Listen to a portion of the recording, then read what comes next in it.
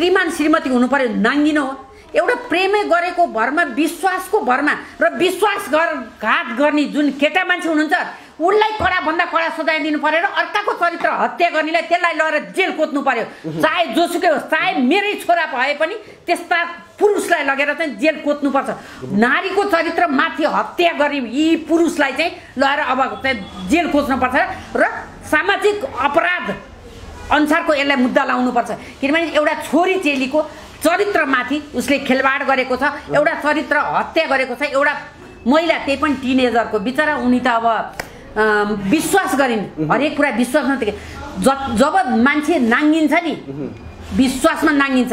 हामी श्रीमान श्रीमतीको अगाडि किन नाङ्गो हुन्छौँ?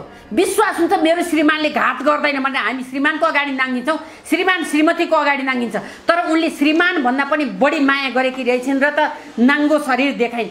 जसले पाए त्यसै नाङ्गो शरीर देखाउन सक्छ र एउटा विश्वासको भरमा नाङ्गा। तर यही विश्वासको गरेर फाइदा उठाएर आफूले चरित्र हत्या गर्ने यी मान्छेलाई चाहिँ कडाभन्दा कडा सजाय हुनैपर्छ। अब हामी यी महिलालाई न्याय दिएर छोड्छौँ, यी पुरुषलाई लगेर हामी अब कटकरामा राख्छौँ। होइन, जस्तो अब परपुरुषको विश्वास गर्दा आफ्नो अस्तित्व पनि बिर्सिन्छन् नारीले भन्दै गर्दा माया प्रेममा गङ्गु छेत्रीले पनि आफ्नो अब परपुरुषको विश्वास गर्दा आफ्नो अस्तित्व माया प्रेम विश्वासमा टिकेको हुन्छ नि सर। माया प्रेम भने विश्वासमा टिक्यो।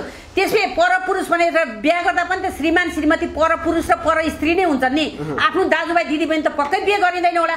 परपुरुषसँग नै गएर नाङ्गिने हो र पर स्त्रीसँगै गएर श्रीमान श्रीमती गएर नाङ्गिने हो नि त। तर यहाँ विश्वास गरेर उनले पनि श्रीमानलाई जति नै माया प्रेम गरेर त नाङ्गिन् नि, त्यही विश्वासले नाङ्गिन् रे। विश्वासले आँखा चिम्लेर तर विश्वासघात गर्नु गलत हो नि त। तर आँखा खुल्दा त विश्वास तोडियो, जिउँदै अहिले जिउँदै मरे तुल्य भएकी छन्।